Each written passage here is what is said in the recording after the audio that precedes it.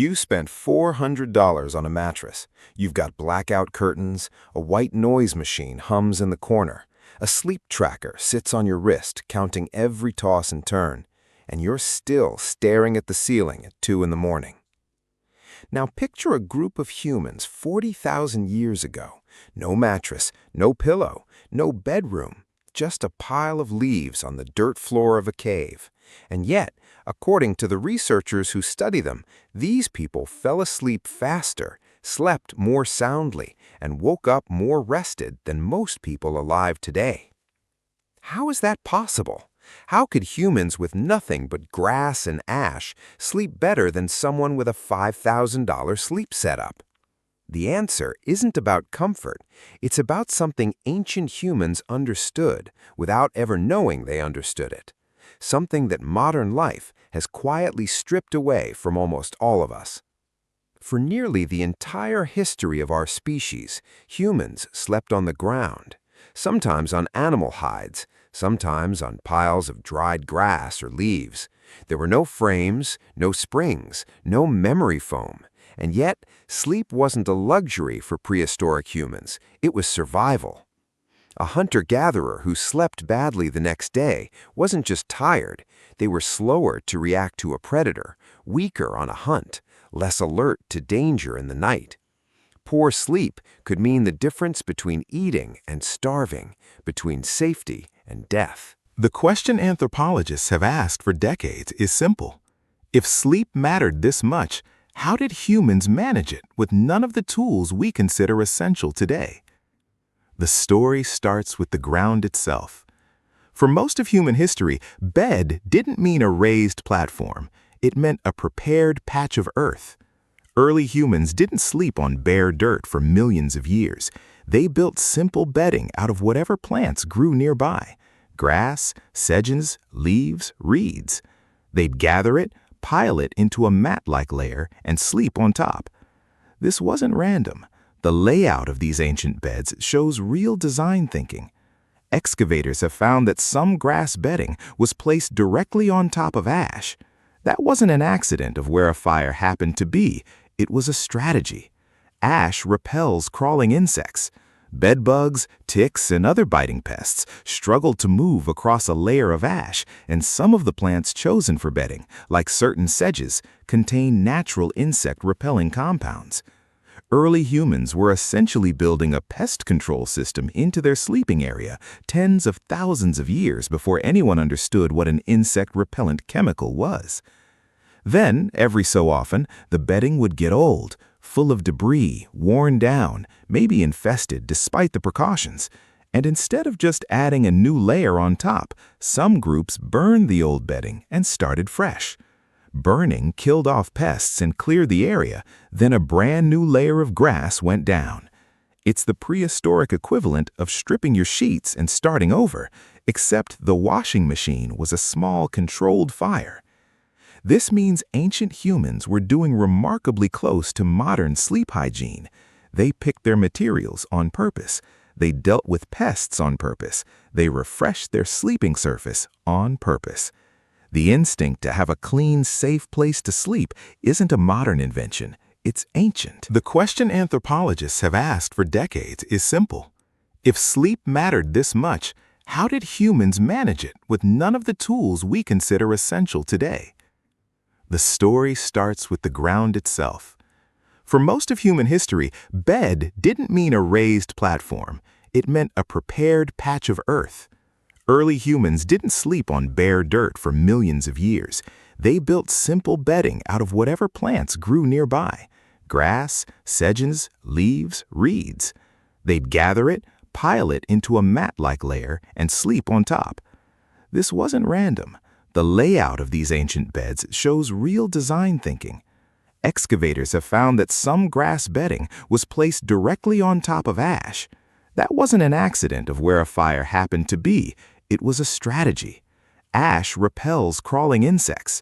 Bedbugs, ticks, and other biting pests struggled to move across a layer of ash, and some of the plants chosen for bedding, like certain sedges, contain natural insect-repelling compounds.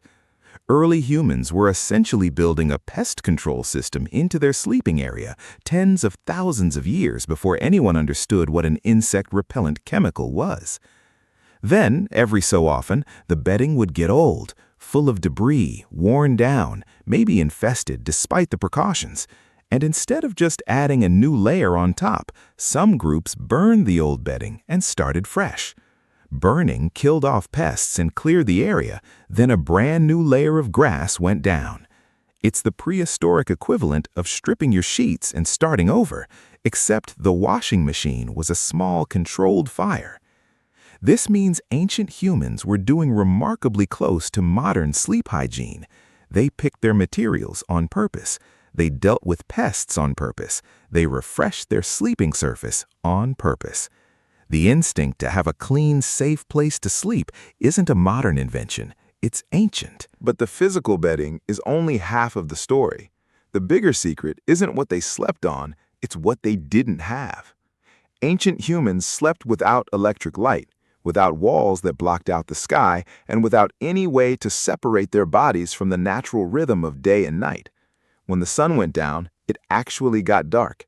Genuinely, deeply dark, aside from firelight and the moon. When the sun came up, it got bright again, no exceptions. Their bodies were locked into an environment that constantly reinforced one clear signal. Day means alert, night means rest. Modern humans have almost none of that. We have phone screens an inch from our faces at 11 at night. We have street lights outside the window. We have thermostats holding every room at the exact same temperature, morning, noon, and night, all year round. Every one of those things quietly interferes with a body clock that evolved over millions of years expecting something completely different. Temperature turns out to be one of the most important and most overlooked pieces of this puzzle. In the world ancient humans lived in, night air cooled off substantially after sunset, especially once fires died down. That drop in temperature isn't just a side effect of nighttime, it actually helps trigger the body's internal signal to fall asleep. Human body temperature naturally dips as part of the sleep process, and a cooling environment works with that process instead of against it. Ancient humans, sleeping outdoors or in open shelters, got that cooling effect automatically every single night without trying. Compare that to a modern bedroom sealed up tight, heater or air conditioner holding a constant 70 degrees all the clock. The temperature drop that used to help trigger sleep barely happens anymore. The body still wants that cue, it's just not getting it. There's also the matter of light exposure during the day, which turns out to matter just as much as darkness at night. Ancient humans spent nearly all daylight hours outside, exposed to full, bright, natural sunlight. That level of brightness is far more intense than anything most people experience indoors today, even sitting near a window. Strong daytime light exposure helps set a sharp, well-defined body clock, one that knows clearly when it's day and clearly when it's night. Weak, dim indoor lighting all day, followed by bright artificial light all evening, does the opposite. It blurs the signal. The body clock gets confused about which part of the cycle it's supposed to be in. So the real advantage ancient humans had wasn't a better mattress, it was a sharper, cleaner signal. Bright day, dark night, cooling evenings, physical exhaustion from a day of real activity, every piece of their environment was pushing their body clock in the same direction, night after night, without contradiction. And there's one more piece that's easy to miss. They weren't sleeping alone in silence, and they weren't expected to sleep in one unbroken block. Group living meant there was almost always someone nearby, which likely reduced the low-level anxiety of sleeping unprotected in the dark. Sleep for hunter-gatherer groups also wasn't always a single continuous block through the night. Some group members appear to have stayed lightly alert or briefly active at different points, effectively taking turns being on watch. That kind of built-in overlapping alertness meant no single person had to fully guard the whole group all night, which may have allowed deeper, less anxious sleep for everyone else. None of this is guesswork. researchers have found direct physical evidence of ancient bedding and direct behavioral evidence from people alive today who still live in a hunter-gatherer way. At Sibadu Cave in South Africa, archaeologists led by researcher Lynn Wadley uncovered layers of ancient bedding made from grasses and sedges, some dating back roughly 77,000 years. Later work at Border Cave, also in South Africa, pushed that evidence even further back. Bedding made from grass placed on ash layers dated to around 200,000 years ago. Chemical analysis of the plants used in that bedding showed they matched species known today to have insect-repelling properties, and the ash layers beneath the grass showed signs of having been burned intentionally, not just left over from a cooking fire. That's physical, dated, published evidence of early humans deliberately engineering a cleaner, pest-resistant place to sleep, tens of thousands of years before written history. On the behavioral side, sleep researcher Jerome Siegel and his team studied 3 modern hunter-gatherers and subsistence groups: the Hadza of Tanzania, the San of Namibia, and the Chimane of Bolivia, populations whose daily lives closely resemble how humans lived for most of our history, without electricity or modern beds. Using wearable sleep tracking devices, the researchers found that these groups slept between roughly 6.5 and 7.2 hours a night on average. That's not more sleep than modern humans get. In some cases, it's actually similar or even slightly less. But here's the key part.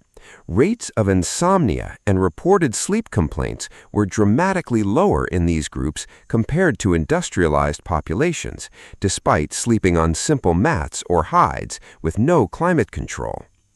The same research found their body temperature reliably began dropping about an hour before they fell asleep, timed closely with the natural drop in outdoor temperature after sunset.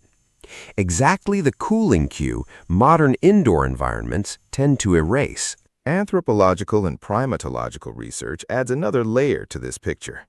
Researchers studying great apes, including work by primatologist David Sampson, have found that chimpanzees and gorillas build fresh sleeping nests almost every single night out of leaves and branches, then abandon it the next day. Studies swabbing these nests for parasites found they were often cleaner than many human beds, specifically because they were used only once and never accumulated dust mites, bacteria, or built-up debris. This gives strong comparative evidence that the instinct to build a fresh, simple, temporary sleep surface rather than a permanent, unwashed one runs deep in our evolutionary history, shared with our closest primate relatives, not unique to modern humans. Together, this evidence, ancient bedding chemistry, radiocarbon and optically stimulated luminescence dating of hearths and grass layers, and direct physiological data from living hunter-gatherer populations, builds a clear, evidence-based picture. Ancient humans didn't sleep well by accident. They slept well because their entire environment, from the plants under their bodies to the sunlight above their heads, was aligned with the biological process of falling and staying asleep. Here's the uncomfortable part.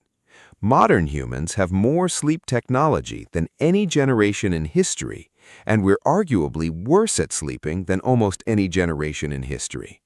Insomnia rates in industrialized countries are far higher than what's recorded in hunter-gatherer populations living without mattresses, blackout curtains, or temperature-controlled bedrooms. The core problem isn't the lack of a modern bed, it's the loss of a modern rhythm. Ancient humans spent all day in bright natural light and all night in genuine darkness with a cooling environment. Most modern humans spend all day in dim indoor light and all evening bathed in bright artificial light from screens, right up until the moment they try to fall asleep. That's the exact opposite pattern from the one the human body evolved to expect. This is why sleep researchers today increasingly focus less on the mattress and more on light exposure, temperature, and consistency. Getting bright light during the day, dimming lights in the evening, and letting the bedroom actually cool down at night. It's the same formula ancient humans lived by, just described in modern scientific language. There's something almost humbling in that. We didn't need to invent better sleep. We just need to remember what our bodies have been asking for the entire time, long before anyone had ever heard of a mattress at all.